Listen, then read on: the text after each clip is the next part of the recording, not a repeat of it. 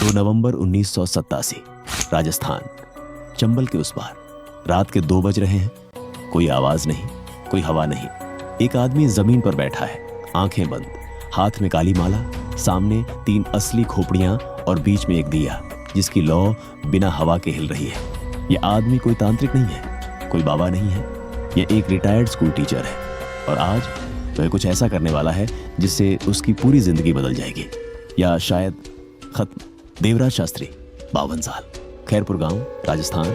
30 साल तक उसने बच्चों को पढ़ाया, गणित, भूगोल, हिंदी, एक सीधी सादी जिंदगी। लेकिन उसके अंदर एक सवाल था जो कभी चुप नहीं हुआ। मौत के बाद क्या होता है? क्या कोई ऐसी शक्ति है जो आंखों से नहीं दिखती? क्या इंसान कभी उस शक्ति को छू सकता है? ये सिर्फ जिज्ञासा नहीं थी, ये एक ऐसी प्यास थी जो पानी से नहीं बुझती थी। 1979 में उसने स्कूल छोड़ दिया। 46 साल की उम्र में, कोई पेंशन नहीं, जमा पूंजी खत्म होने वाली थी। पत्नी सावित्री ने हाथ पकड़ा। सावित्री, ये क्या कर रहे हो? घर कैसे चलेगा?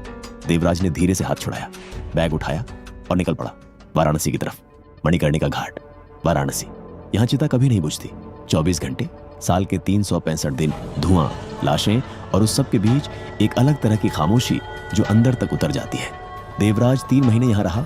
सुबह घाट पर, रात को घाट पर। एक दिन एक बूढ़ा आदमी उसके पास आया, कपालिका बाबा। उनकी उम्र कोई नहीं जानता था।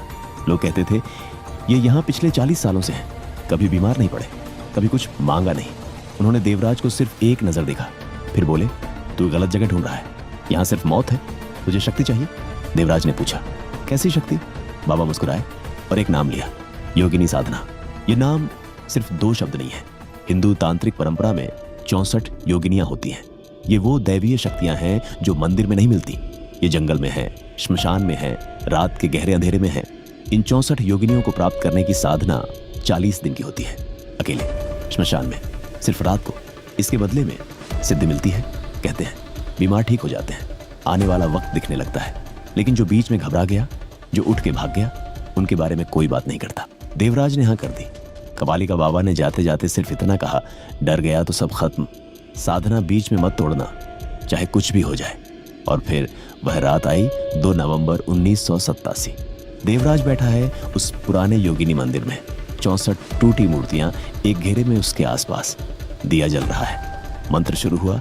रात के 12 बजे दिए की लौ नीली पड़ गई और देवराज को महसूस हुआ कोई आ गया है। सर्कल के बिल्कुल पास खड़ा है, देख रहा है, आंखें बंद रखी उसने।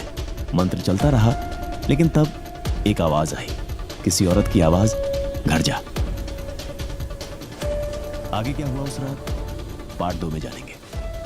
सब्सक्राइब।